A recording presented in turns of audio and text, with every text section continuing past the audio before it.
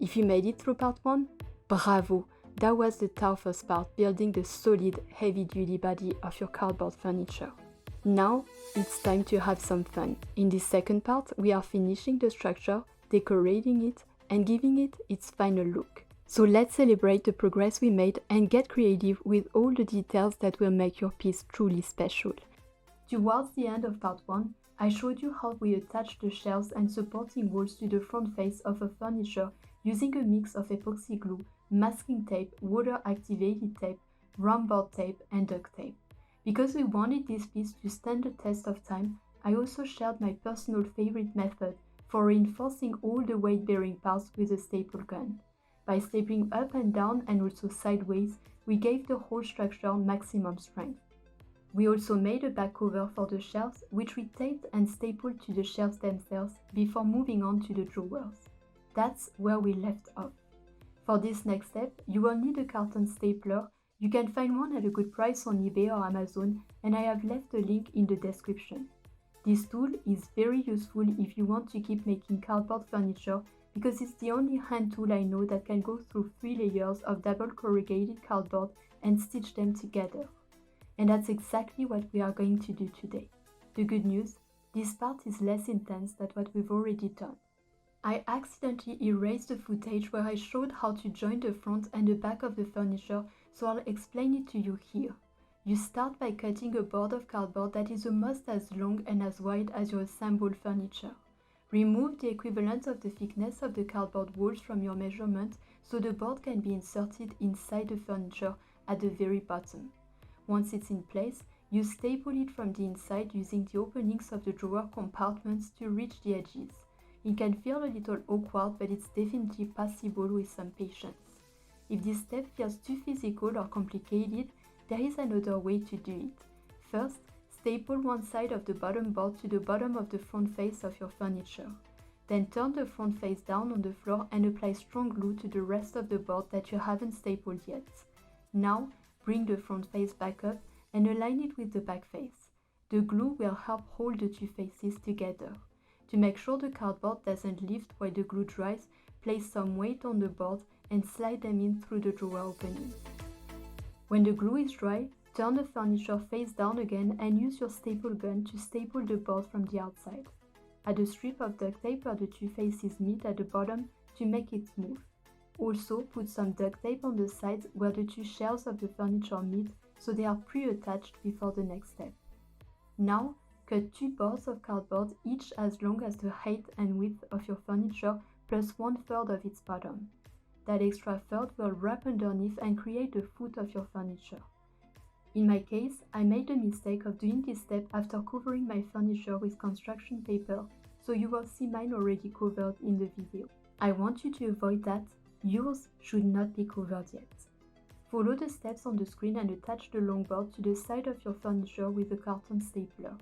I recommend placing the furniture on its side for this so you can press the stapler firmly. Wear protective glasses in case the staple jumps, but don't worry, it's safer than it looks and you can practice on a scrap box to get used to it. Start by making a first row of staples along the edges, then another row in the middle to be sure that the two shelves are well joined. For the top, or the arch, measure the length with a tailor's ruler that can follow curves. Cut a piece of cardboard as tall and as wide as the arch. Roll it gently, bending it along each corrugation line so it can curve naturally. Then place it over the arch and secure it to the sides with masking tape. Now, I could have stopped there, but I wanted to add a little baroque touch, so I created a decorative rounded trim around the arch at the top. For this, I used toilet paper rolls. I cut them in half and aligned them side by side. Where they needed to curve around the arch, I trimmed the edges at an angle so they connected smoothly. I ended up doing this step afterwards, and that was a mistake. I could have saved myself some work by doing it now before wrapping everything in construction paper instead of adding it later. So if you like that look, do it now and save yourself the extra step. Now that the structure is done, we move on to the creative part. If you like the design I made, feel free to copy it step by step. But if you come with your own style, I would love to hear about it and to see pictures in the comments. I really enjoy seeing new ideas, so don't hesitate to share. At this stage, the furniture still looks a bit raw. Even if we sealed the edges nicely in part 1, the whole piece isn't yet unified. That's why I like to cover everything with craft paper or construction paper. It helps hide imperfection and, more importantly, it protects the glue and vulnerable areas from wear and tear over time. Now, I'll be honest, it's hard to get a perfectly smooth finish with this method. You might get small air bubbles under the paper, but for me, these tiny flaws aren't a big deal. Most people won't notice them, and what really matters is that your piece is solid and durable. If you want to minimize bubbles, here is a tip. Work with small sections of paper instead of large sheets. It will take more time, but the results will be cleaner. Another helpful trick, especially for rounded corners or edges, is to cut slits around the paper so it folds smoothly around curves. That works for long straight edges too. I will talk more about this in my upcoming video about sealing cardboard. Check it out if you want extra help with this step. To seal the inside of the top cover, you will need one of those thin bands with slits that I mentioned earlier. Cut the slits in the shape of small triangles. This way, they will follow the curves much more easily. Once the whole piece is covered in craft or construction paper, it's time to paint. For this next step, let's take the furniture outside or to a space where a little mess won't matter. Somewhere you can work freely without worrying about the cleanup. Choose the color you like best.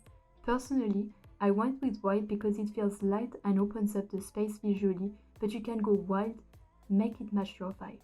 I added paper mache to the rounded trim to reinforce the weaker points, especially around the edges. I painted the trim in a soft champagne and turquoise, then I went further and created more paper mache ornaments to place on the sides and along the top shelf.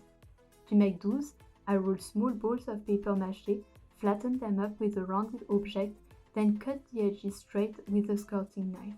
On this flat surface, I skirted a Chesterfield style pattern. You know, that classic diamond look? Once dry, I painted them all in turquoise. Let's talk about the drawers. I painted mine in silver, which adds a nice touch of contrast. Then I pierced a hole in the center of each one and added a drawer to make them fully functional. And finally, the cherry on top, a soft padded trim to follow the shape of the arch. I cut a band of foam as long as the arch and wrapped it in a beautiful patterned fabric. I sewed the edges to close it, then used the needle and thread to create a checkerboard tufted effect by stitching down small points into the foam like you see in classic upholstery. To attach it to the furniture, I glued one side of Velcro along the arch and stitched the other side onto the edge of the fabric trim. This way, I can remove the trim to clean it anytime it gets dirty or dusty. And voila! One brand new original and fully functional piece of furniture made entirely from cardboard. Strong, unique, and full of character. Thank you for sticking with me through this two-part project. I hope you're proud of what you built. I know I am. Don't forget to like, comment, and subscribe if this inspired you, and I would really love to see photos of your versions. Feel free to tag me or leave a comment. Until next time, happy crafting!